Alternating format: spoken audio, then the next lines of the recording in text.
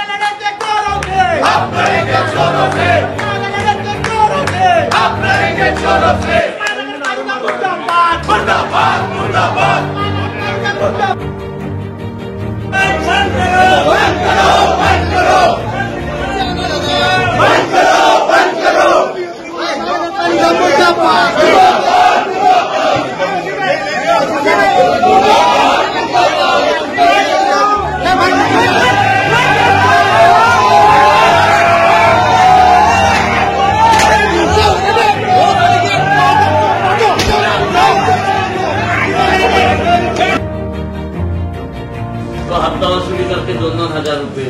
सुट्टीच्या दिवशी तिथे गेला तो आणि तो राऊत आणि त्यांनी जाऊन तक्रार टाकून 4 त्या गरीब लोकांना लाखोपर्यंत टाकलं, 353 लाख।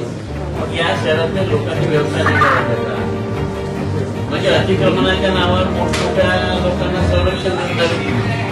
जे कॉर्पोरेशनच्या जागेवर कब्जे मारून आहे, ज्यांचे मोठे हॉटेल आहे, शोरूम आहे, जिथून तुमच्या वार्ड ऑफिसरला नंदी महिना मिळते ते, आणि जे गरीब लोक आहेत त्यांना तुम्ही जेलमध्ये टाकून झाले, तर हे चुकीचं आहे। तुम्ही कुठल्याही सामान्य माणसावर अन्याय कराल, तो माणूस रस्त्यावर उतरला ती महानगरपालिका चालवते।